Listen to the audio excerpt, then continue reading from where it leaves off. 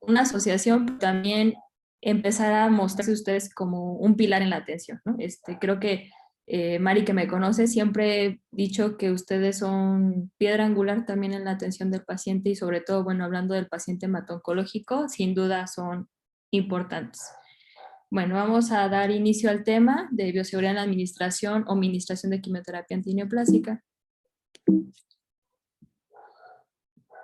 El cáncer sin duda es una enfermedad o un grupo de enfermedades que pues día con día va en aumento y que es importante darle la atención. Tan solo el año pasado por Globocan fueron reportados nuevos casos de 19.292.789 casos nuevos.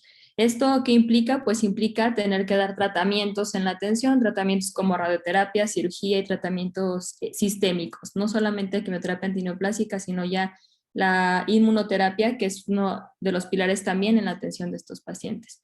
Y centrándonos en esos tratamientos sistémicos, pues ¿por qué son importantes y por qué estamos hoy aquí? Pues porque tienen una exposición ocupacional, lo que provoca riesgos y daños a la salud, daños que pueden afectar al entorno, la persona, al manipulador, y por lo cual es importante la bioseguridad. Como objetivo tenemos dar a conocer los riesgos inherentes de la administración de los fármacos antineoplásicos a los asistentes de la reunión como parte de su formación profesional.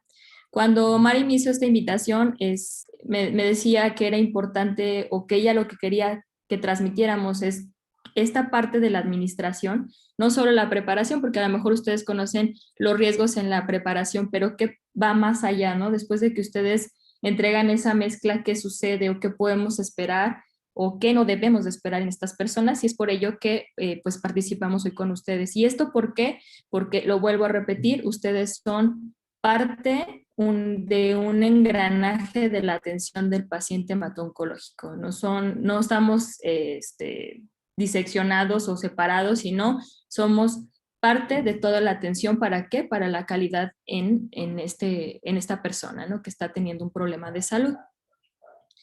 Y bueno, nada más recordar que la quimioterapia antineoplásica pues es el empleo de una sustancia química o un agente químico que bueno, tiene una actividad citotóxica y que principalmente se atiende o se da en las enfermedades neoplásicas. Sin embargo, por hoy ya no solamente se utiliza en estos tratamientos. Tenemos tratamientos como artritis reumatoide, como lupus eritematoso, algunas enfermedades de endocrinología, algunas de neuro o síndromes nefróticos. Entonces, cada vez el uso de estos medicamentos, pues sin duda va a más áreas o varias especialidades, pero pues principalmente sigue siendo usado en pacientes oncológicos.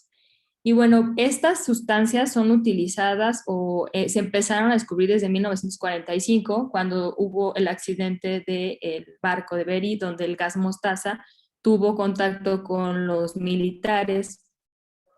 Esta sustancia química, pues lo que mostró fue una aplasia medular en estas personas, que muchos murieron, y bueno, fue el parteaguas para empezar a buscar cómo podían estas sustancias hacer uso, obviamente terapéutico, por esa situación que fue pues de daño a muchas personas, cómo se puede utilizar a beneficio de la población.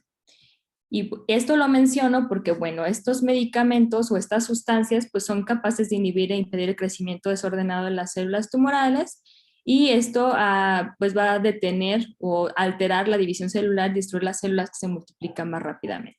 ¿Qué quiere decir con ello? Pues que desafortunadamente no solamente va a atacar o destruir las células tumorales, sino todas aquellas que se dupliquen rápidamente. En nuestro organismo tenemos varias, ustedes lo saben, como las hematopoyéticas, las epiteliales y las gastrointestinales, y de ahí algunos efectos pues, que se muestran en las personas que reciben estos tratamientos. También estas sustancias pues tienen propiedades como son mutagénicos, carcinogénicos y teratogénicos. Esto pues no todos los fármacos tienen todas las propiedades, pero pues algunos tienen todas. Y esto genera pues mucho ruido en el personal de salud que atiende a estas personas y que tiene que manipular estos fármacos. Y pues sin duda esto impacta en la atención. Entonces, ¿por qué hablar de la bioseguridad en la aplicación de medicamentos peligrosos como es un citotóxico? Pues porque existen riesgos inherentes. ¿A qué? Riesgos pues para el ambiente, riesgos para persona y para el manipulador. Y como lo comentaba hace un momento, es uno de los problemas que más se presenta, que es el miedo a la manipulación de estos fármacos. Y bueno, entendamos por manipulación muchos eslabones del tratamiento oncológico, ¿no? Vamos a mencionarlos ahorita un poquito más adelante. Entonces, es por ello que es importante hablar de esta parte. Voy a omitir la parte de la preparación porque nos vamos a centrar un poco en la administración, aunque no deja de ser parte de la administración, ¿no? Porque no inicia solamente con la aplicación del fármaco, pero pues para poder aterrizar a lo que Mari me comentaba, que es que ustedes conozcan un poquito más qué sucede con enfermería. Bueno, habla de bioseguridad, la Organización Mundial de Salud entiende o define a este término de bioseguridad como el conjunto de normas y medidas destinadas a proteger la salud del personal frente a riesgos biológicos, químicos o físicos a los que está expuesto durante el desempeño de sus funciones. Esto es lo que, como lo define la Organización Mundial de Salud y lo que se busca, ¿no? Bioseguridad, hablamos de cualquier tipo de estos riesgos que se presentan. En 1998 señalaba que globalmente ocurrían 120 millones de accidentes laborales anualmente, que se producían más de 2.000 muertes y entre 68 millones de nuevos casos de problemas de salud. Estos eran provocados por la exposición profesional ante riesgos ocupacionales. Y cada año sufría 2 millones de lesiones por objetos punzocortantes. Esto hablaba del 5.7%, siendo pues siempre las enfermeras el sector profesional más afectado por esta situación. Incluso pues el 40% del profesional de enfermería sufre alguna lesión por este riesgo ocupacional. Digo, no tan lejano, podemos ver lo último que hemos estado viviendo en este último año sobre este COVID, ¿no? Que es la población, además de que es el que más número de personas laborando tiene. Hablar de la exposición ocupacional en la administración de estos fármacos, pues les decía, es un procedimiento o un proceso que lleva muchas partes, ¿no? Desde la manufactura del medicamento, el transporte, la distribución, la preparación, la administración, el almacenamiento y sobre todo la eliminación de residuos. Cuando nosotros hablamos de esta exposición ocupacional, pues nos acordamos solamente del personal de salud, los químicos, las enfermeras, pero ¿qué pasa con la eliminación de los residuos? También existe el personal de limpieza, que también tiene contacto con estos fármacos, ¿no? Y también tiene una exposición ocupacional, además de que dejamos como a un lado la parte de los familiares. Los familiares también tienen mucho contacto con la eliminación de residuos y nuestros compañeros de laboratorio, que todavía tienen contacto con laboratorios, la sangre, heces de los pacientes que también tienen una exposición laboral. Y es importante mencionarlo porque puede haber riesgos desde algo tan sencillo cuando hay una exposición inadecuada, y resalto esta parte de inadecuada, por eso todas estas capacitaciones, ¿para qué? Pues para tomar las medidas necesarias de protección. Puede haber desde dermatitis, alergias, mareos, dolor de cabeza, hasta obviamente tener un daño en los cromosomas, problemas de fertilidad y obviamente cáncer. ¿Por qué? Porque tenemos una exposición poco a poco de estos medicamentos. Sin duda, la preparación tiene una mayor exposición a estos fármacos, pero servicios como una quimioterapia ambulatoria, que todo su tarea diaria es estos medicamentos, pues también se tiene una exposición, y de repente esta parte no es tan valorada, ¿no? O tan estudiada como la parte de la preparación. Por eso es importante hacer énfasis en esto. Esto aunado con otros factores que predisponen a las células a tener alteraciones como genética, tabaquismo, alcoholismo, alimentación, sedentarismo, etcétera, ¿no? Alergias incluso y lesiones cutáneas para poder estar en estos servicios, pues obviamente predispone a las células a tener un mayor riesgo. Y esto porque existen vías de administración, ¿no? De entrada, perdón, de estos medicamentos. Entre ellas, pues está la inhalación. Está también la vía oral, el contacto directo y la vía parenteral. Esto, ¿por qué es importante entenderlo? Porque todas las medidas de seguridad, las barreras de protección, pues tienen que ver con todas estas vías de entrada de los fármacos, y hacer énfasis en que es importante seguirlas. También el manipulador debe de conocer no solo el que prepara, sino el que administra, el que recoge el resecho, sobre mecanismos de acción, riesgos potenciales que tiene el manipulador. Algunos obviamente competen más al área de administración y otros a otras áreas, pero también tenemos que tener conocimiento sobre los controles asociados a esta manipulación, es decir, contraindicaciones tiene el personal, ¿no? Si está inmunocomprometido, si tuvo un embarazo de alto riesgo, porque si quiere embarazarse y tiene ya este antecedente, pues bueno, puede ser que estos embarazos tengan una mayor probabilidad de tener riesgos o algunas enfermedades dermatológicas, etcétera, ¿no? Y precauciones obviamente de lo que necesita el personal para su protección. También debe de conocer el uso de los fármacos, las dosis, la preparación, o sea, no nos exime a nosotros como profesionales de enfermería el que los químicos preparen. Nosotros tenemos que tener conocimiento de esto, ¿no? Tenemos que tener los conocimientos de los efectos adversos, las precauciones, qué toxicidades podemos esperar y qué no, cuáles son las inmediatas, cuáles son las precoces, cuáles son las tardías, en qué solución se puede preparar, en qué solución no se debe de preparar, qué estabilidad en cuanto a miligramos por mililitro de solución debe de tener, en horas, si se debe refrigerar, no se debe refrigerar, y si llega a suceder un accidente, un derrame, ¿cómo podemos inactivar esta sustancia? Eso es importante, también nosotros debemos de tenerlo en cuenta. También pues, los riesgos potenciales, las políticas de preparación, porque aunque no lo preparemos, debemos de conocer todo el proceso desde, les digo, desde que se está almacenando ese medicamento para saber y tener la certeza y la seguridad, porque todo esto termina no solo cuando se administra el medicamento, sino lo que sucede después del paciente. Recibir capacitación, actualizarnos sobre los medicamentos, porque pues lo que hoy funciona, mañana ya no, y sobre todo en el paciente hemato-oncológico, ¿no? Y también saber que se deben de someter a exámenes médicos periódicos, que por ejemplo, les decía, la parte de los químicos, cuando preparan esto está como bien establecido, pero enfermería no.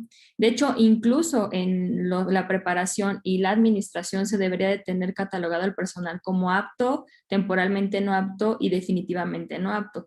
Situaciones como a lo mejor una dermatitis, que en lo que se resuelve el problema, pues no puedes estar en esas áreas ni de preparación ni de administración, o otras situaciones donde a lo mejor tienes una enfermedad que estás inmunocomprometido, pues a lo mejor definitivamente no debes de estar en esas áreas porque es exponerte a mayor riesgo, ¿no? Entonces, todo esto deberíamos de tener en todas las instituciones. Esto no lo hacemos, sí los laboratorios, pero no esta clasificación del personal, ¿no? De repente es como hasta necedad, todos deben de estar adentro y no necesariamente es así.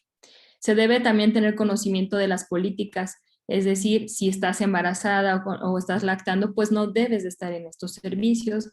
Si estás buscando activamente concebir, pues también hombre o mujer debes de salir. Lo ideal es un año antes de preparación o de administración, no exime ninguna de las acciones.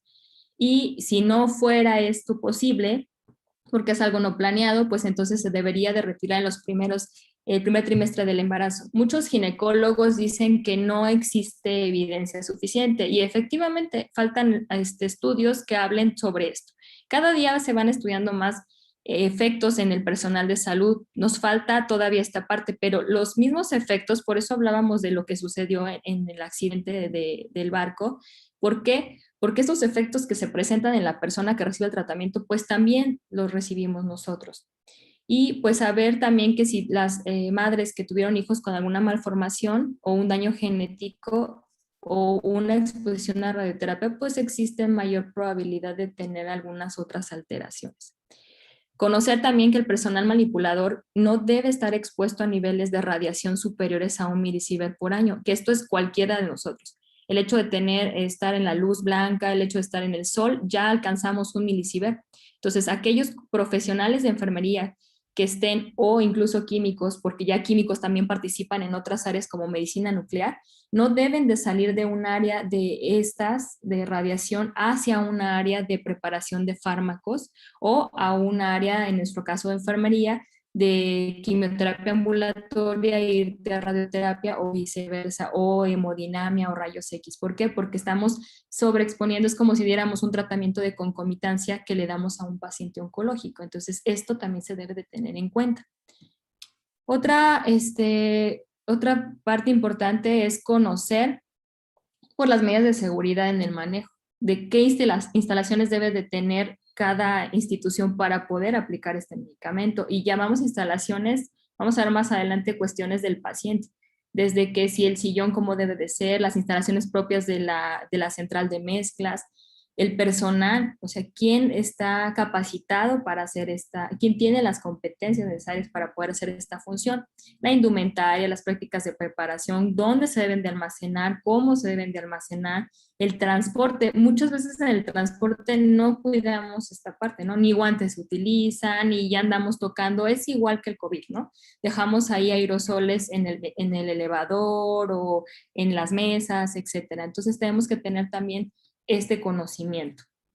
Y el equipo de protección que no cambia mucho de lo que utilizan ustedes, solamente en pequeños detalles. Debemos utilizar una bata, esta bata debe de ser de tejido grueso, cerrada al frente, mangas largas, puños ajustados y elásticos.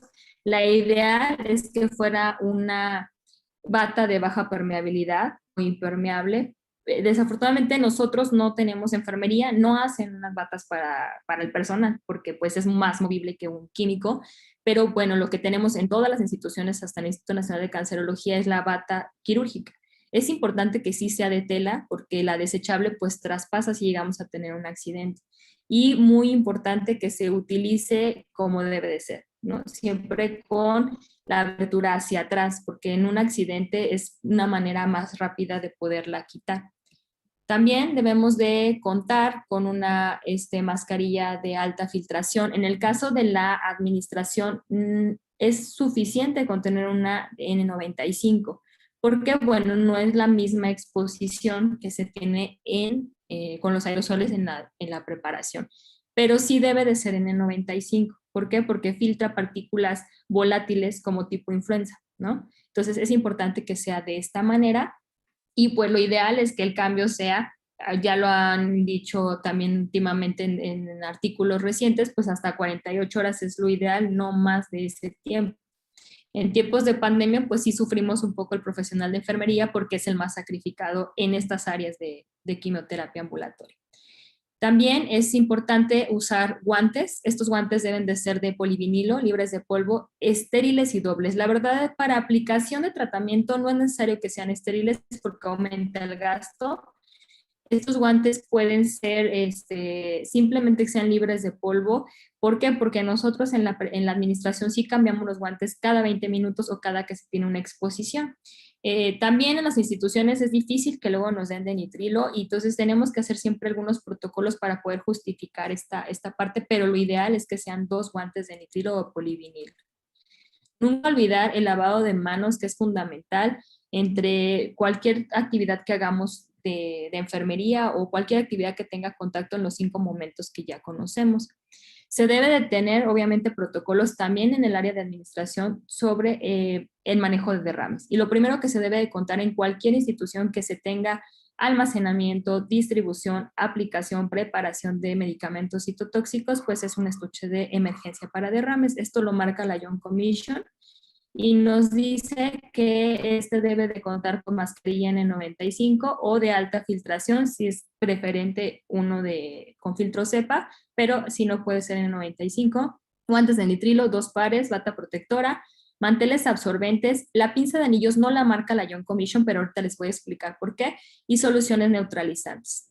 ¿Por qué tenemos una pinza? Porque, bueno, en nuestro país no hay manteles absorbentes. Lo ideal serían estos manteles absorbentes. ¿Para qué? Pues para que se pueda poner en el derrame y obviamente absorba. No, al no haber esto, pues podríamos exponer al personal si la tomamos directamente, porque lo que utilizamos es una compresa o gases. Entonces se adiciona una pinza de anillos, pero cabe resaltar que eso no lo marca la Young Commission. Los pasos a seguir, pues, es primero despejar o desalojar el sitio donde fue el derrame, hablando de un piso, de un reposé, de una cama, ¿no? Hay otro tipo de derrames que ahorita vamos a mencionar y pues utilizar equipo de protección, este kit que se va a tener a la mano. El protocolo va a depender de la institución, ¿no? Hay algunas instituciones que lo hace el personal de limpieza, pero debe de estar capacitado para ello. En otras instituciones lo hace enfermería y solamente el último peldaño lo hace limpieza o los químicos en este caso. El proveedor o el que hizo esa situación, ¿no? O el que estuvo en contacto con eso. Se debe utilizar el equipo, colocárselo, poner sobre el derrame un mantel absorbente. Cuando haya absorbido todo el medicamento, se recoge el material del derrame, esto siempre en una bolsa donde se debe rotular y sellar, donde diga que es medicamento citotóxico. Se deben de tener estos protocolos bien establecidos en las instituciones. Este se coloca obviamente con la pinza y poner sobre este derrame una solución inactivante. ¿Qué utilizamos? El alcohol. Durante mucho tiempo se utilizó el hipoclorito y realmente era solamente hacer una reacción química, ustedes lo saben más que yo, y en lugar de ayudar era un show cuando estábamos en los servicios, ¿no? Porque terminábamos inhalando más los aerosoles de estos medicamentos. Entonces, solamente alcohol es lo que se utiliza y realmente ya se absorbió todo el medicamento. Se limpia con agua y jabón y lo último que ya le corresponde en el caso de nuestro hospital a limpieza, pues es el aseo convencional, ¿no? Y bueno, hay otro tipo de derrames. Hay derrames, procedimientos sobre pues una superficie. Si la superficie se debe hacer esta limpieza de igual manera siempre con la protección, pero también existe el derrame en los ojos o en la piel de la persona o del mismo paciente, porque no estamos exentos de que hay un derrame en la persona. Entonces, ¿qué tenemos que hacer? Sobre todo en el caso de ojos, pues debemos quitar de inmediato los guantes, la bata, limpiar en el caso de que se haya contaminado. En el caso de los ojos hay que, con abundante agua, lavar durante 15 minutos y de preferencia con una solución isotónica primero y después inmediatamente buscar el apoyo de un médico, o sea, de un oftalmólogo, porque sí puede haber lesiones graves hablando de la mucosa de los ojos. También el personal debe de tener controles no solo en la preparación, sino también en la administración, controles de limpieza, que cada que limpia intendencia, los exhaustivos, la disposición de los desechos y de los derrames del accidente. Siempre se debe de tener un lugar destinado para estos desechos, ya sea por un derrame o ya sea por el uso de estos medicamentos. El manejo de los desechos peligrosos es siempre se debe de identificar para que el personal que tiene acceso, les comentaba, tenemos que cuidar al ambiente y tenemos que cuidar al otro personal que está a nuestro alrededor. Debe estar bien etiquetado. Estas bolsas deben de tener esta alerta y en el caso de las jeringas y las agujas es importante que los hospitales tengan protocolos. El hecho de nosotros poner metotrexato intramuscular, L-esparaginasa y otros fármacos que son intramusculares, debe de ir la jeringa completa. No podemos estar reencapuchando y no podemos estar desembonando estas agujas porque existe mayor riesgo para nosotros. Y eso se debe de hablar con las unidades epidemiológicas porque pues va a ir como un RPBI, no es un RPBI, pero en el caso por ser un punzocortante sí debe de ser así. No lejano, el fin de semana fui a una institución y no tienen protocolos de este manejo y lo que querían primero era que se desechara la aguja poniendo en riesgo al personal de la limpieza y luego pues me decían, no, pues hay que desembonarla y hay que ponerla hasta el punzocortante que estaba hasta la central de enfermería. Entonces, esos son riesgos que no debemos de correr y menos hablando de un citotóxico. Todo residuo antineoplásico debe desecharse en los contenedores apropiados dependiendo de lo que sea. Usar los guantes, gorros, bata y ya todo lo que mencionamos de medidas de protección. Gogles, incluso aunque nosotros usemos lentes, debemos de utilizar gogles porque es una medida de protección para nosotros. También debemos de tener exclusivos para el almacenamiento de estos residuos. El color rojo obviamente para punzocortantes, un área específica con un señalamiento, les pongo un ejemplo, pero bueno, en los países lo cambia esto, pero sí debe de estar rotulado e identificado donde la dispensación temporal y luego la final. Y tener obviamente con la Semarnat estos acuerdos para poder hacer este desecho. Y algo importante, todo lo demás estamos hablando de la seguridad del manipulador y siempre entendemos manipulador, ya les decía al inicio, nosotros, ¿no? Químicos que preparan, enfermería, que es la que administra. Y algunas veces recordamos esta parte del personal de limpieza, pero también existen riesgos para el paciente. Y también es parte de la bioseguridad, porque también los riesgos no solamente son para el personal de salud, sino para la persona que lo recibe, ¿no? O los familiares que están con ellos. Entonces, esta seguridad del paciente debe de ser incluida en todo manejo y para ello debemos de tener estándares. De hecho, los estándares son a partir de la almacenamiento, preparación y obviamente dispensación y administración. Estos estándares, ¿qué es lo que van a buscar? Van a definir, hablando de cuidado de enfermería, se define como una exposición descriptiva de la calidad establecida con lo que se puede evaluar el cuidado de enfermería, ¿no? ¿Qué cuidado estamos prestando? Y con estos estándares podemos medir la calidad en la atención, hablando ahorita propiamente de enfermería, y es una pauta de actuación que se produce como el resultado de la relación entre los criterios y las normas que están establecidas, que es utilizado para evaluar pues cómo se da esta atención, esta calidad. Ok. Voy a tratar de ir un poquito rápido en esta parte, tú me dices, Mari, porque sí es muy amplio todo lo que podemos esperar en las personas, pero sí quiero hacer énfasis en esta situación, sobre todo porque los estándares son lo que hoy por hoy tenemos que tomar en cuenta para la seguridad del paciente, que es lo principal de nosotros. Esto en cuestión de enfermería nace los estándares desde muchos tiempo muy remoto, desde Florence Nightingale, quien fue pues pionera en enfermería, y esto fue en el año 1854, con medidas básicas de higiene que pues les comparto, ¿no? Esta profesional que no era como tal de enfermera, pero que fue el parteaguas para poder ser lo que somos hoy, hizo la diferencia y que no estamos lejanos en nuestro día a día, ¿no? Hoy con nuestros compañeros médicos, porque había una diferencia significativa en la atención que daban las enfermeras, en ese tiempo las parteras, a la atención que daban los médicos. Florence Nightingale fue convocada a la guerra de Crimea, donde pues quería ver o querían hacer que se disminuyera la mortalidad que se estaba presentando. Florence tuvo una participación muy importante porque disminuyó la mortalidad a un grado de que tenían 40% de mortalidad y lo disminuyó al 2%. Esto con una medida tan sencilla como el lavado de manos, que se veía que en la sala que era atendida por el profesional médico, pues no era el caso, había una alta mortalidad. Y esto, pues a través de la observación, que Florence dijo, se tienen que hacer estas medidas, este estándar, para que la atención sea igual, y esto disminuyó tifoidea, cólera y disentería, algo muy importante en la historia, y desde entonces se utilizan estándares en la atención.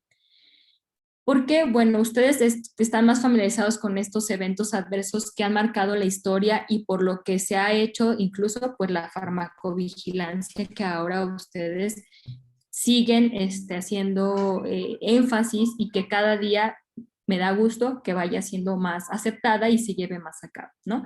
Esto empieza con eventos tan importantes hablando de oncología como la talidomida, ¿no? En los años 50, donde este medicamento era utilizado pues para las náuseas de las mujeres embarazadas y pues que el resultado pues no fue el esperado, sino que había un aumento del 20% de malformaciones en aquellos infantes que fueron nacidos o recién nacidos de estas mujeres, donde pues se vieron 10,000 casos de focomegalia, ¿no? Algo pues catastrófico porque no era lo esperado y por eso en 1961 pues su comercialización fue clausurada, ¿no? Para este fin. Obviamente hoy la talidomida es utilizada con fines de tratamientos oncológicos por esta situación que se fue ya estudiando con otros estándares de calidad.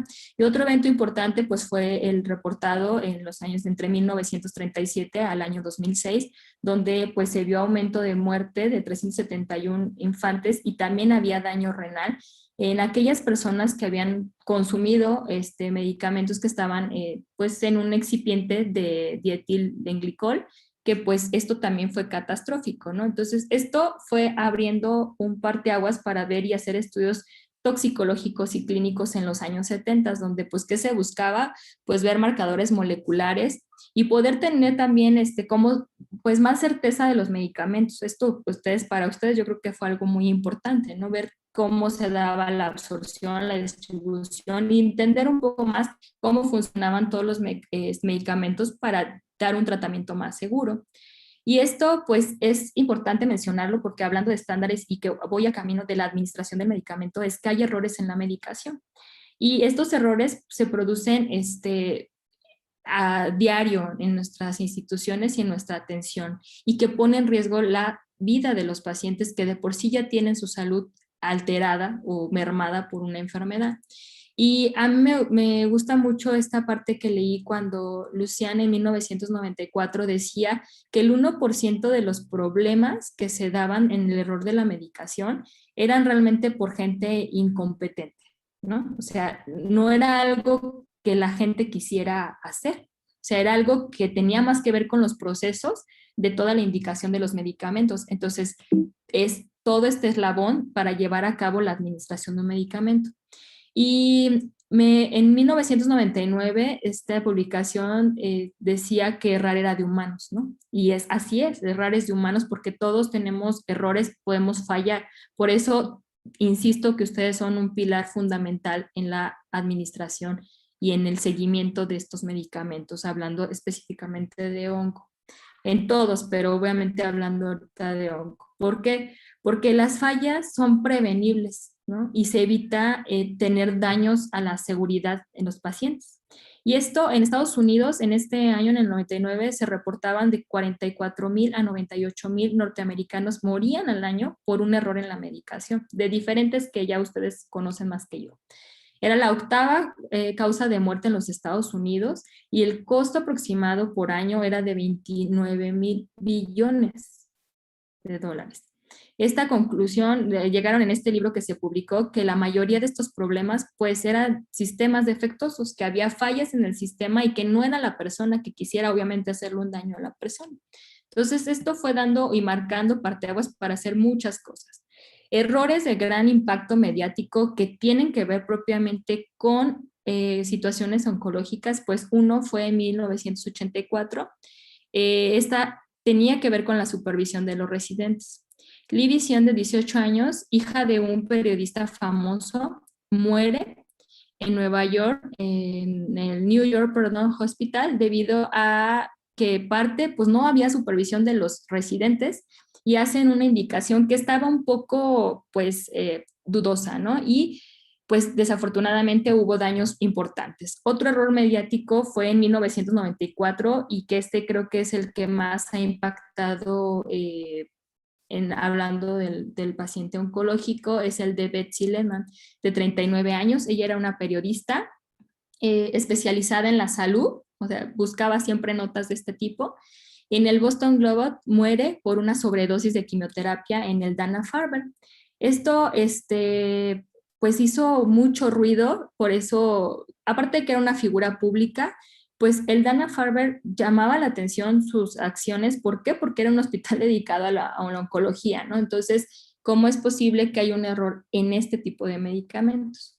Su caso, pues, llevó a revisar todos los errores. Fue como la primera vez que se dedicaron a ver el error de la medicación. Se hizo una focalización de la ambigüedad de la prescripción en el rol de la prescripción, porque se hacía esto a mano y fue cuando se empezaron como a tratar de utilizar medidas de computadoras y ayudas decisivas, ¿no? Para esto. ¿Por qué? La indicación de Betsy era de, así estaba, tal cual, 4 gramos por metro cuadrado en 4 días. Estaba 4 gramos, metros cuadrados, perdón, hay un error, overfeeding, o en inglés, perdón. La dosis correcta era de 1 gramo por metro cuadrado día durante 4 días. Entonces había un pequeño detalle ahí que podía malentenderse y la paciente recibió 6,52 gramos día durante 4 días consecutivos. O sea, un total de 26,8 gramos en lugar de 6,52 gramos que debería haber recibido. Obviamente esto fue letal para Betsy y falleció. Pero esto fue algo muy importante que hizo que el Dana-Farber volteara y dijera qué estamos haciendo mal. Otro caso también presentado poco tiempo después, un segundo evento en Dana-Farber fue de una mujer de cáncer de ovario con metástasis. El profesional colocó mal una coma decimal con un resultado pues fatal en la paciente. Estaba recibiendo cisplatino recibió una dosis, solo una décima de la dosis apropiada del medicamento de rescate. A consecuencia de esto, de este error, pues la paciente entró en falla renal, tuvo pérdida de la audición y pues también obviamente se atrasó su tratamiento y tuvo una toxicidad importante por cisplatino. La complicación, pues obviamente, aparte que hizo que hubiera retraso en la atención, pues obviamente terminó con la muerte de la paciente. Entonces, ¿esto por qué? Porque es importante tomar en cuenta que la administración del medicamento inicia desde la prescripción, inicia desde tener toda esta validación del tratamiento. Y bueno, porque en 1999 pues informaba estos números importantes, ¿no? De 44.000 a 98.000 muertes por año, que era impresionante. Y entonces es como una caída fulminante que cada vez va en aumento si no tomamos las medidas de precaución. Entonces, la seguridad del paciente lo que busca es eliminar lesiones, no lesionar a la persona por accidentes y no eliminar el error. O sea, los errores van a estar y tenemos que identificarlos y eliminar más bien las complicaciones. Por eso en el 2005 la Young Commission empieza a trabajar arduamente en el Dana-Farber, porque cuando se dio lo de Betsy se revisó y no hubo ni un químico que corrigiera, ni hubo ni una enfermera que diera la observación, nadie. Se corrió a muchas personas por estos errores que hubo, pero se tomaron el tiempo después de decir qué pasa. O sea, no podemos nada más correr gente y qué. Entonces nace la Young Commission Internacional, pone un departamento específico para la seguridad del paciente, con 5 pilares importantes. Empieza a buscar ser líder en la seguridad y calidad, busca y evalúa eventos centinela, la transferencia de la información de los pacientes y las metas para la seguridad del paciente y los programas de Speech Up, ¿no? Para ver que no haya dolo en las acciones. Y bueno, ¿qué busca? Tiene muchas intervenciones la Young Commission, pero hablando de los medicamentos, pues la selección del tratamiento, la obtención del tratamiento, cómo va la prescripción, la preparación, la dispensación y obviamente el monitoreo después de la aplicación. Estos pilares pues buscan estandarizar el cuidado, la seguridad en la atención, la capacitación continua del personal y la mejora continua de la calidad y la eficacia de la asignación de recursos. Todo esto es para llegar a unas directrices en el paciente oncológico, donde debe de definirse los estándares de seguridad del paciente, debe haber aplicación de estándares en estas instituciones que se dedican a la administración de fármacos oncológicos y la implementación de un comité de seguridad del paciente oncológico y la aplicación de protocolos para el manejo de las infecciones asociadas a la atención, implementación de programas de educación continua en enfermería, pero también de todos los profesionales y la aplicación del proceso de protección personal y el desarrollo de la práctica de la enfermería oncológica avanzada. Esto busca obviamente definir estándares en seguridad y por eso la ASCO y la OMS hablan de estos estándares y se publican en el 2009 para que se lleven a cabo en las instituciones y una revisión en el 2013. En estos estándares o en esta publicación lo que se busca es hacer un flujo de la administración de la quimioterapia segura y lo que busca es la revisión de la información clínica y la selección de un tipo de tratamiento. O sea, es decir, desde que el médico tiene el diagnóstico, en base a qué protocolos va a tomar la decisión de tener un tratamiento para esta persona, que tenga acorde obviamente a lo que está presentando esa persona. No podemos indicar algo que no sea para ese paciente. La planificación del tratamiento y después obtener el consentimiento informado es parte de este flujo. Las indicaciones médicas, esta validación del tratamiento, ver que las indicaciones estén correctamente requisitadas y obviamente ya viene lo que todo mundo piensa que solamente a partir de ahí es la administración de la quimioterapia, ¿no? Que es la preparación de la droga, el cumplimiento del tratamiento, la administración y monitoreo y hasta ahí nos quedamos. Casi siempre tomamos en cuenta nada más la preparación, cumplimiento y administración, nada más. Y el monitoreo durante la administración, pero ¿qué pasa del monitoreo subsecuente de la persona? La respuesta a las toxicidades. Entonces, en este documento marca que se debe de dar seguimiento a esto. En este sentido, ASCO y OMS ha definido estándares relacionados a la persona, a la quimioterapia, a los registros clínicos, a la práctica clínica, a la generación de una práctica de administración de quimioterapia segura, a las indicaciones de la quimioterapia, a la preparación del medicamento, educación al paciente, también del consentimiento, o sea, desde que sea de consentimiento, que se le explique bien a la persona y obviamente ya de la administración propiamente dicha y del monitoreo que se le da posterior a la persona. Porque a veces, aunque esté indicada correctamente la dosis de la persona, pues bueno, cada organismo es diferente.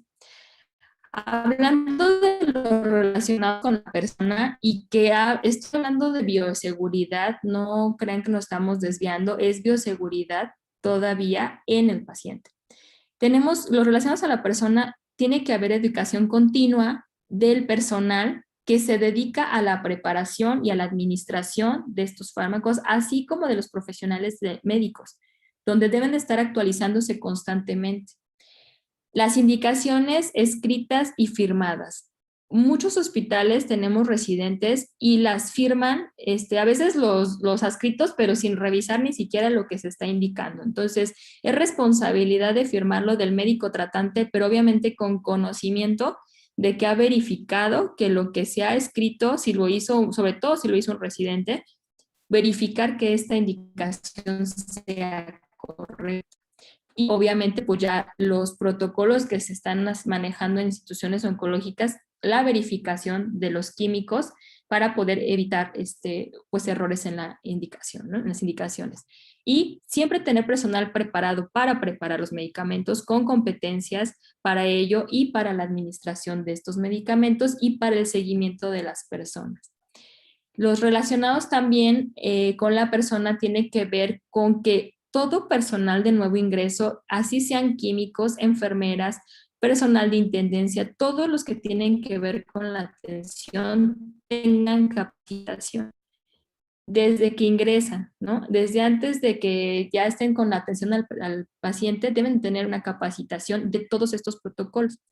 Debe de ser personal con las competencias indicadas para ello. No desmerito a algunos profesionales, pero sí se debe de tener especial atención en atención.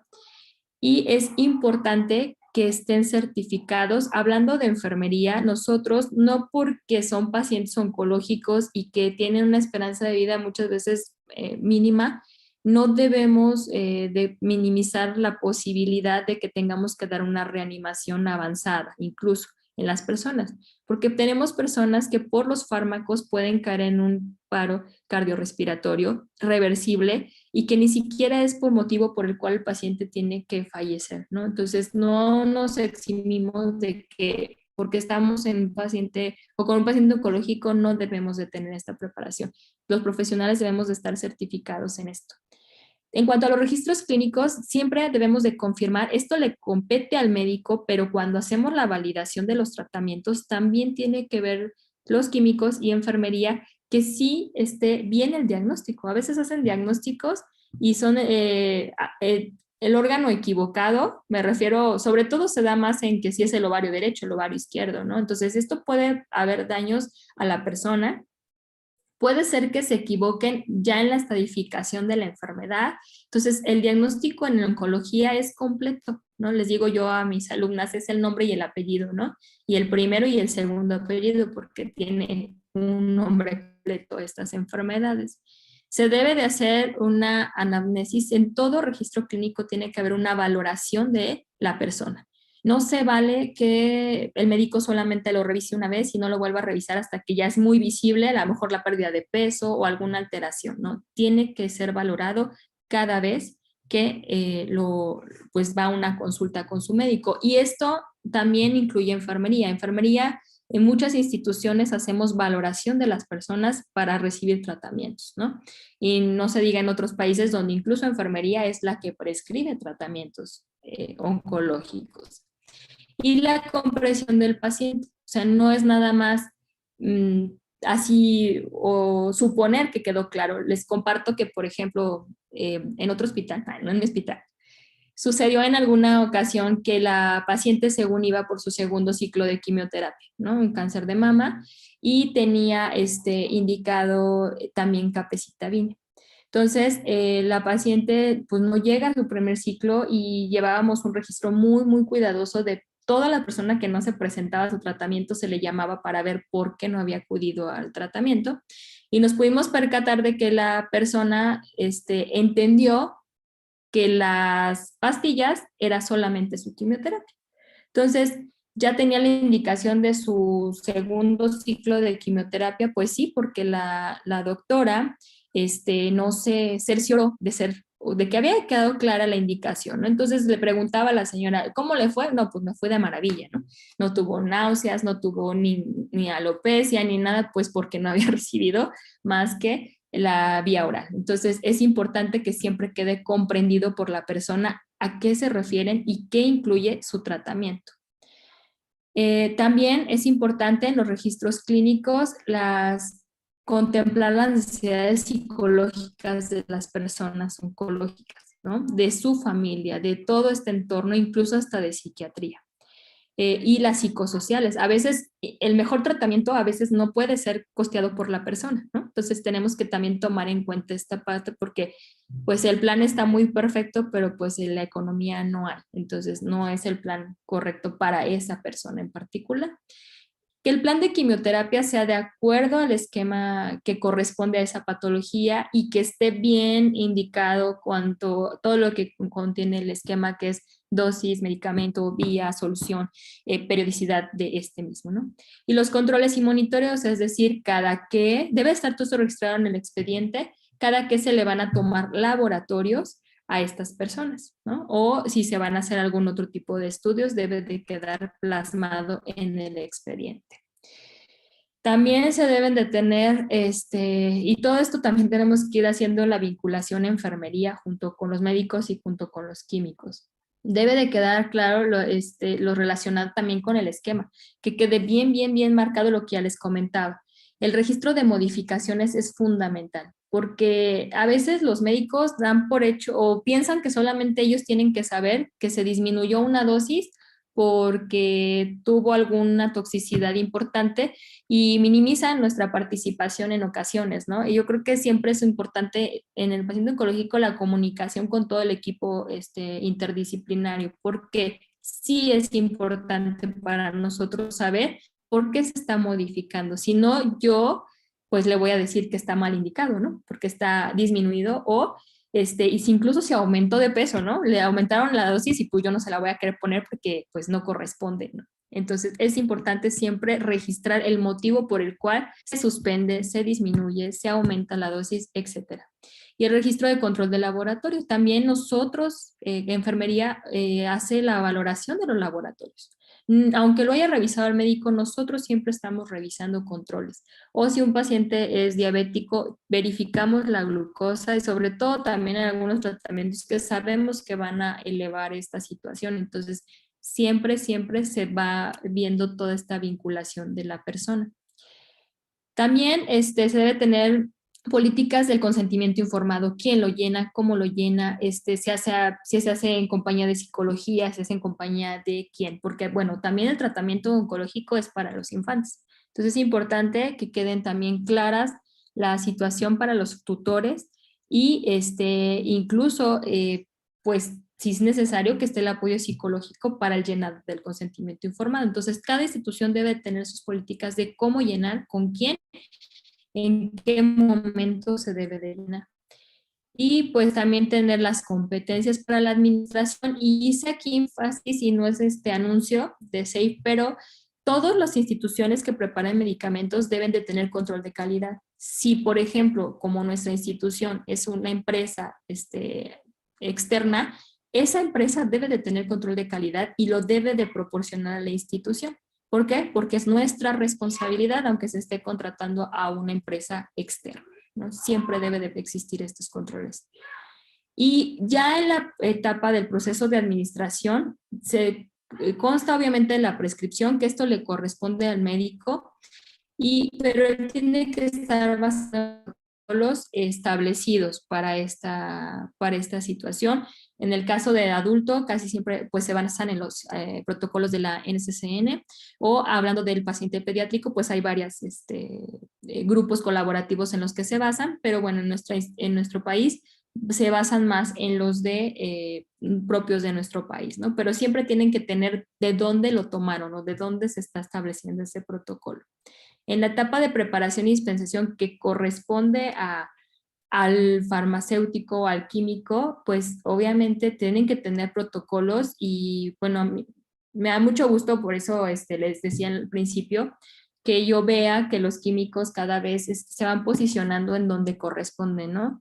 Mari lo sabe, o sea, yo siempre he querido que vean al químico como lo que es, ¿no? O sea, no nada más un despachador. Entonces, el farmacéutico o el químico en oncología tiene que tener también sus protocolos de validación de las indicaciones, de la preparación de la droga, de la redispensación, dispensación del medicamento, ¿no? A lo mejor una mezcla no se utilizó, pero ¿cómo la vas a asignar a un nuevo paciente para que no se desperdicie ese fármaco?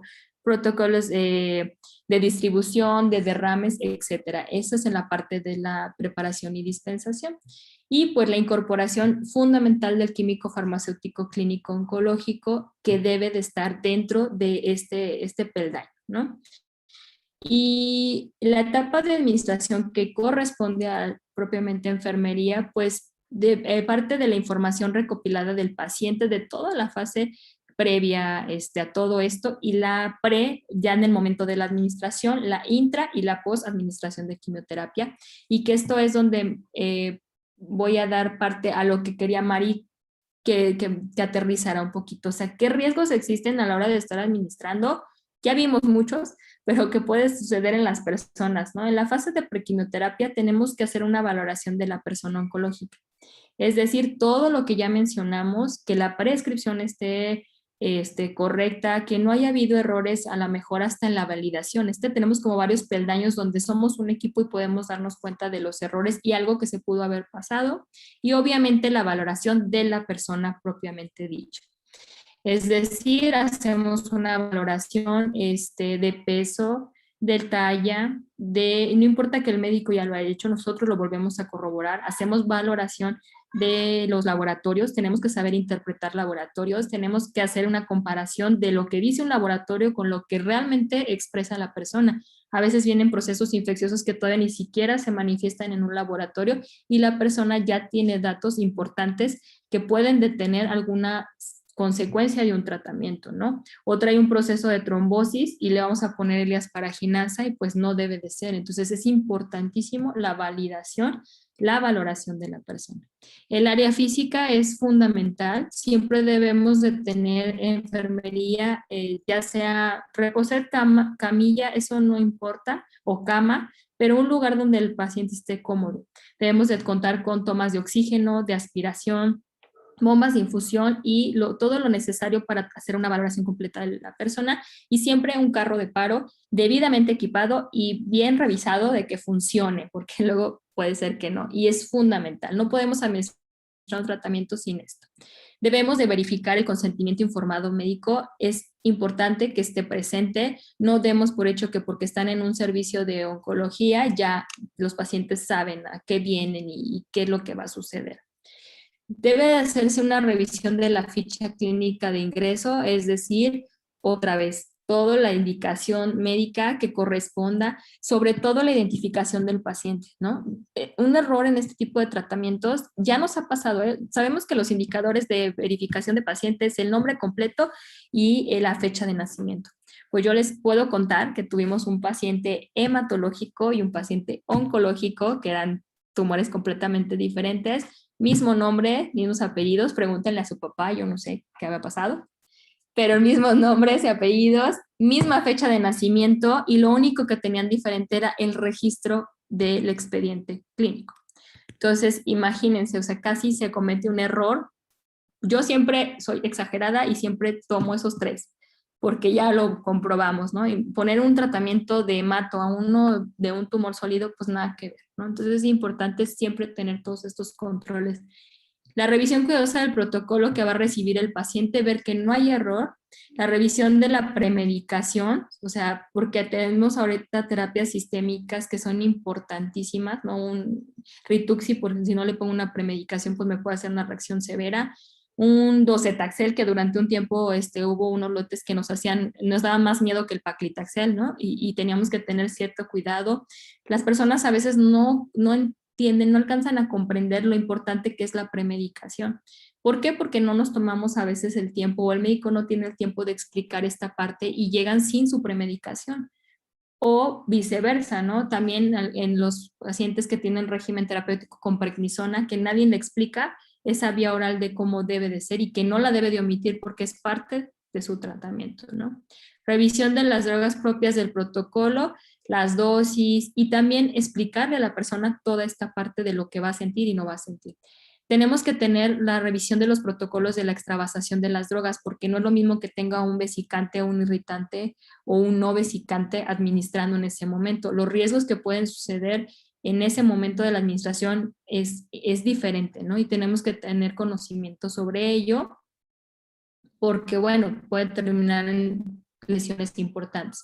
La revisión de los protocolos de derrame y cómo actuar, que ya lo mencionamos. El chequeo del peso y la talla actual del paciente, ya se los comenté.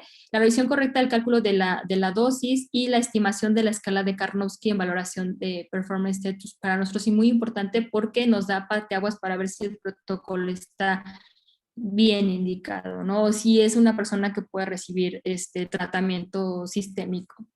La selección de la avena, en el caso de nosotros, digo, no les voy a dar una cátedra de esta parte, pero es importante que sepan que para nosotros es fundamental la elección de una avena. Y en algunos tratamientos lo ideal es que llegara un paciente con catéter venoso central para evitar riesgos, porque pues lo que tenemos es que tenemos riesgos de extravasación y de otras complicaciones que voy a mencionar ahorita en este momento. Nosotros tenemos ciertos lineamientos para elegir la vena donde vamos a aplicar el tratamiento, ¿de acuerdo a qué? De acuerdo a la terapia que va a recibir. No es lo mismo un etopósido que una vincristina, ¿no? No es lo mismo un ácido folínico, ¿no? Que va a necesitar una vena, pues a lo mejor no tan gruesa y no tan, no importa si está tan dañada, ¿no? Entonces es importante nosotros desde elegir la vena que nos va a soportar un tratamiento. Y bueno, también tenemos que tomar en cuenta nosotros el daño linfático, si hay alguna obstrucción del retorno venoso. ¿Por qué? Porque esto va a complicar y va a haber más riesgos para que haya un daño a la persona. Y también tenemos que cuidar el término de la infusión, debemos de irrigar las venas y debemos de hacer presión, algo tan sencillo como hacer presión durante 3-5 minutos en estas personas. ¿Por qué? Porque van a tener hematomas. Complicaciones hay muchas para nuestras personas, entre ellas la flebitis, como la imagen que ustedes pueden ver ahí, y eso es en una vena, puede haber en muchas venas, la gran mayoría terminan así, dependiendo del medicamento que estemos administrando, puede haber fibrosis y bueno, lo que nadie queremos que es una extravasación y menos de un antracíclico. La extravasación, pues bueno, va a tener algunos datos que nosotros tenemos que estar observando durante el tratamiento, dolor, la infusión no fluye adecuadamente y hay tumefacción. Entonces, estos datos tenemos que tomarlos en cuenta y nosotros tenemos protocolos de manejo de extravasación. Tampoco pretendemos que se hagan expertos en esto, pero sí que sepan que nosotros lo primero que buscamos es prevenir. Por ejemplo, en el Instituto Nacional de Cancerología, si nosotros tenemos un paciente que va a tener antracíclicos o algún medicamento vesicante, no inician tratamiento si no tienen un catéter venoso central. ¿Por qué? Porque la responsabilidad de la administración y de una administración es de enfermería. Entonces, en el instituto no se hace esto, en el hospital de alta sí se administra, pero también hay una valoración. Si vemos que esta persona no va a soportar, se avisa al médico para que posteriormente, en cuanto se pueda, se coloque un catéter venoso central. Y ante pues una lesión de extravasación, pues se hace un protocolo como el que ven en su pantalla, donde sí es importante resaltar que tiene que ser un experto en el manejo, porque si no podemos causar un daño en lugar de un beneficio para la persona. ¿Por qué? Porque puede tener un tratamiento tardío de una ulceración que vaya a dermatología, una necrosis, pero lo peor es que puede terminar en un injerto colgajo o una amputación. Y esto para mí yo siempre he dicho que no es una complicación, una extravasación, es una negligencia, porque sí dan datos previos los pacientes para ello. Hay otras reacciones como reacción roja, que solamente se pinta la vena roja y se hacen algunas intervenciones de enfermería para ello, y la que todos nuestros pacientes siempre van a presentar es flebitis, donde tiene una inflamación y una irritación de las venas, donde luego es imposible ya encontrarles venas. Esta fibrosis va a ser un endurecimiento del endotelio venoso y la luz interna del vaso pues se va a dañar y esto complica cada vez más. También lo que hace enfermería y que busca para que no tengan mayor alteración las personas es la valoración de la toxicidad asociada a la quimioterapia a través de la escala de la CTKE. Es decir, entre algunos de los efectos que tienen nuestras personas es la mucositis, se buscan y se dan medidas de prevención y también de tratamiento oportuno. Entonces, durante la fase intraquimioterapia es verificar toda esta que estamos mencionando, ¿no? Extravasación, que no haya una lesión en la vena, que no presenten una reacción de hipersensibilidad, porque nuestros pacientes no presentan anafilaxia, presentan hipersensibilidad, que es mucho más complicado que una simple anafilaxia. Y otros problemas que ya tienen mucho que ver con el tratamiento que estén recibiendo específico esa persona, pero sí es importante que lo tomen en cuenta. Nosotros, aunque tengamos un catéter central, tenemos un riesgo importante de que presente una extravasación y es todavía peor porque está cerca de músculos importantes como el del corazón. Entonces también ahí se tiene que tener especial atención. Y por último, en la fase postquirúrgica, pues hay un reforzamiento de indicaciones de educación al paciente. Nosotros hacemos mucho énfasis en la educación al paciente y al familiar. Les decía en el inicio que al que menos cuidamos es al familiar, entonces muchas veces no les explicamos que hay que jalarle a la taza del baño 2 veces, que de preferencia no sea el mismo baño. ¿Por qué? Porque recordemos que se van a seguir eliminando los medicamentos por esta vía. No les orientamos en ocasiones de que las pastillas, cómo deben de dárselas, no dejan de ser medicamentos antineoplásicos y tener esta propiedad de citotoxicidad, ¿no? Entonces, ¿qué van a ocasionar en las familiares que dan como si fuera cualquier pastilla? Entonces, eso también educamos al paciente, al familiar, de lo que puede sentir, no debe sentir y en qué momento acudir al hospital, en qué momento hacer qué intervención y pues siempre buscamos unas medidas porque de cómo explicar a las personas, no todos tienen el mismo nivel de aprendizaje, bueno, de aprendizaje, más bien de nivel de cultural, no saben leer, no saben escribir, entonces tenemos que buscar la manera de cómo llegar a ellos. Y solamente quiero comentarles, ya para terminar, porque ya me pasé para que siguen preguntas, tenemos normas y estándares para la atención del paciente oncológico. Normas, pues desde la central de mezclas, que ustedes conocen perfectamente bien. Tenemos estándares de los agentes antineoplásicos. Estos sí ya son un poquito de enfermería, de lo que se debe de hacer en cuanto a guía de práctica clínica en las intervenciones del tratamiento, como ya aplicándolo, tanto en el adulto como en el pediátrico y hay muchas guías y muchos estándares nacionales e internacionales que guían nuestro actuar de enfermería. Entonces, es importante seguirlos. ¿Por qué? Porque la bioseguridad es para todos. Por mi parte es todo. Gracias. Bueno, muchas gracias, Jessy. La verdad es que estuvo extraordinaria tu presentación. Nos llevaste de la mano desde la parte de la historia, la importancia de cada uno de los que formamos parte del equipo interdisciplinar en esta área, de cómo manejar al paciente oncológico desde que se informa, ¿no? Que va a recibir un tratamiento de quimioterapia. En el chat tenemos algunas preguntas, las voy a leer para que nos ayudes a dar respuesta. Liliana Ortega, nos pregunta que en tu hospital, ¿cuál es el número máximo de pacientes oncológicos ambulatorios que pueda atender una enfermera? ¿O cuál es el estándar respecto a este punto? Ok. En el hospital tenemos una organización de la siguiente manera. Estamos divididas en 3 áreas porque algo importante para evitar tanta manipulación de medicamentos es que tenemos áreas como de menor contacto a mayor contacto. Es decir, tenemos un área de preparación de paciente, un área administrativa que le llamamos y el área propiamente de aplicación de tratamientos.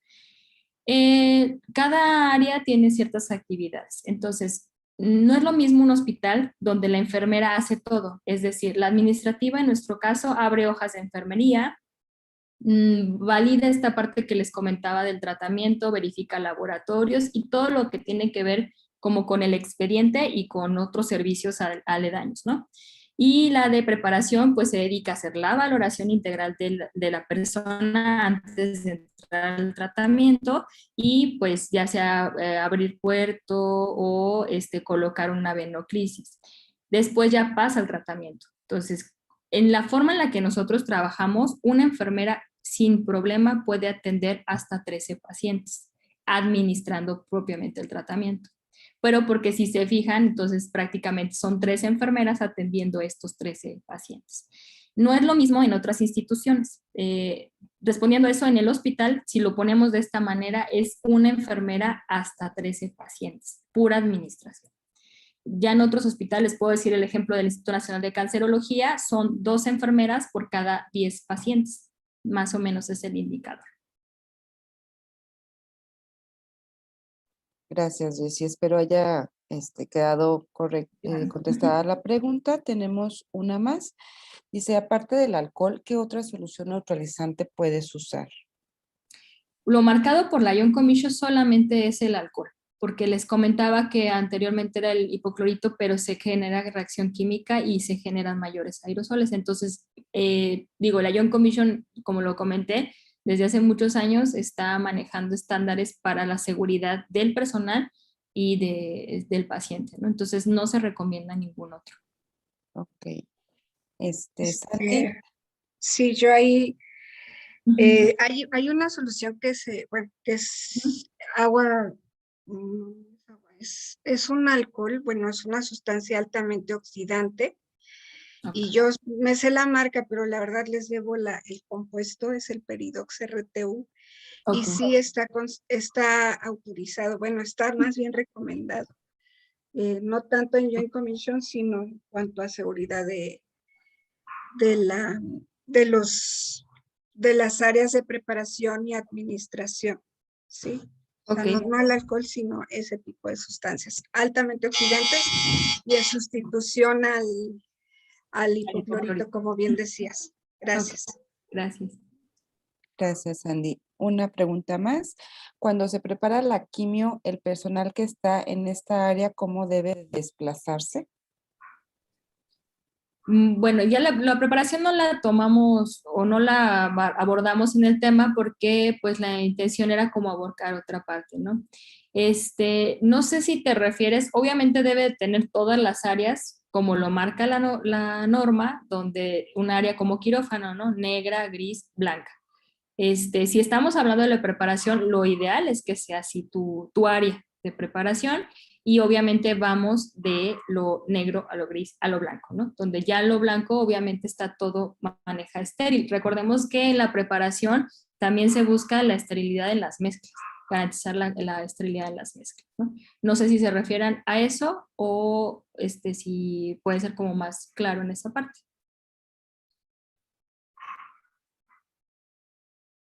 Sí, Jessie, me comenta Sergio Sánchez que queda claro. Ok, gracias. No sé si alguien tuviera alguna duda para nuestra ponente el día de hoy, que quiera tomar la palabra. Ajá. Bueno, buenas noches. Nuevamente, Sergio, con la pregunta, ya referente a la pregunta ahorita es también, no sé si entendí o entendí mal, la persona que una vez prepara el medicamento o la enfermera que lo está administrando, ¿se puede desplazar o es como un tipo, ahí ya me quedó la duda si era como que potencializaba la interacción, algo así por el estilo? Es que ahí me quedé con la duda. Okay. Si es como un fomite, que transmite la toxicidad.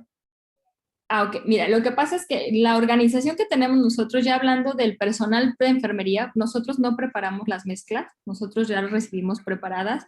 Esta parte de la organización que tenemos nosotros, el personal que administra solamente está en el área de administración de tratamientos. Es decir, pues está con bata, está con guantes y no manipula otra parte, que esa es la intención, ¿no? Que no manipule ni hojas de enfermería, ni computadora, sino nada más en esa área que es como de mayor exposición. Y la que está en administrativo solamente está en el escritorio, computadora, teléfono, etcétera, precisamente para evitar que haya manipulación de otras áreas. Y la de preparación es la de menor exposición. Ella solamente está en el cuarto de preparación y esto se va rolando cada semana, se van cambiando de área. Ok. Perfecto. Muchas gracias. De nada. Bien, ¿alguna otra duda? Aprovechen que tenemos aquí a la experta. Bueno, pues no habiendo más dudas, Jessy, yo te agradezco enormemente la participación que nos has dado a la asociación. Esperemos que no sea la única ponencia. No sé, Sandy, si nos quieras decir algo más para dar por terminada la sesión. Ya nos pasamos unos minutitos, pero la verdad es que ha valido mucha la pena aprender de todas las áreas. Hemos tenido sesiones con médicos especialistas, con químicos, ahora con la parte de enfermería que al final de cuentas somos en la parte ya operativa, con las que tenemos mayor contacto, mayor comunicación y como lo mencionaste en su momento, ¿no? Somos a final de cuentas un equipo para tratar de detectar aquellos posibles errores, tener barreras para que realmente la atención al paciente sea de una manera segura desde que la primera llegada, ¿no?, al hospital, la entrevista o la atención con el médico, hasta que lleva a cabo el proceso de la aplicación de la quimioterapia y después, ¿no? Porque después viene el seguimiento como tal, que ese es otro tema totalmente profundo de abordar en el seguimiento de los tratamientos como tal. Entonces, de mi parte, pues estoy agradecida, la invitación por parte de la asociación para que te unas con nosotros en lo posterior, con una plática más, que somos afortunados de tenerte. Y Claro que sí. pues, Mari, perdón, estoy viendo una pregunta de sí, Lisette, sí, nada perdón. más para aclararlo. Sí, efectivamente es una sola persona en la colocación de accesos vasculares, ya sea central o periférico. Siempre es una persona. Bien, gracias, Jessica. No la había visto la pregunta. No te preocupes. Sandy, ¿algo más? Pues agradecerte, licenciada Jessy, muy valiosa tu presentación, muy, muy rica, la disfrutamos creo que todos en todos los sentidos. Y bueno, reconocer el papel obviamente de las enfermeras que son pioneras en el cuidado del paciente oncológico, pues de mis primeras maestras, ¿no? Hace muchos años, en el hospital donde yo estuve, pues las enfermeras que estaban dedicadas a los pacientes. Y bueno, pues el reconocimiento a su profesión, como siempre, y pues muchas veces nos enseñaron a purgar vías, a ver, a usar una llave de 3 vías, por ejemplo. Oye, ¿cómo le hago? Porque quiero hacer una preparación y necesito usar la llave de 3 vías. Y Claro. bueno, siempre siempre dispuestas a apoyarnos, y pues muchísimas gracias por tu excelente ponencia, y como dice Mari, que no sea la última vez que te tenemos aquí en nuestros foros. Muchas gracias por tu experiencia y por la documentación de tu ponencia. Gracias. No, gracias a ustedes por invitarme y claro que sí, siempre, de verdad no lo digo y Mari sabe que no lo digo por quedar bien con nadie ahorita, pero sí creo que ustedes son parte importante y cuando Mari me invitó al tema, a mí me gusta mucho saber qué hacen ustedes. Desde que empezó, llegaron los licenciados en farmacia al hospital, cambiar esa perspectiva de que el químico está solamente repartiendo medicamentos, ¿no? Entonces, que no es así, o sea, tiene una participación muy importante y vuelvo a repetir, felicidades a todos por estar haciendo algo diferente en su carrera, ¿no? En su profesión. Entonces, pues no, aquí estamos y en lo que podamos ayudarles, pues adelante, ¿no? También que conozcan todo lo que hacemos y no nada más estar como al lado del paciente. Claro, y porque la seguridad del paciente pues es labor de todos. Así y bien es. lo dijiste, ¿no? O sea, tenemos que nosotros que aprender, nosotros como farmacéuticos, y aprender de ustedes, de los médicos, de los hematólogos, de los oncólogos, pero trabajando en equipo para evitar los errores que comentaste, ¿no? Que fueron muy mediáticos y que justo casos como el de Betsy Lehmann dieron pie a que la especialización en farmacia oncológica surgiera en Estados Unidos a partir de 1996. Este caso de Betsy Lehmann creo que pasó en 93 o 94, y entonces se hicieron muchas preguntas, ¿no? De dónde está el farmacéutico y por qué no lo pudo evitar, pues porque no tenía tantas bases tan sólidas. Y es por eso que AMEFOS surge para podernos dar más herramientas y tener más seguridad y poder hacerlo mejor por nuestros pacientes. Muchas gracias, Jessie, una vez más. Gracias a ustedes. Gracias, buenas noches. Buenas noches a todos. Buenas noches. En otros avisos a nuestros asociados, por favor, contesten el cuestionario de ESOP, porque tenemos que entregar la documentación. Por favor, contesten el cuestionario, la liga, se las haremos llegar, los que no han hecho el documento para asociarse a ESOP. Recuerden que su membresía la incluye y entonces tenemos unos datos incompletos. Por favor, se las haremos llegar. Gracias. Gracias.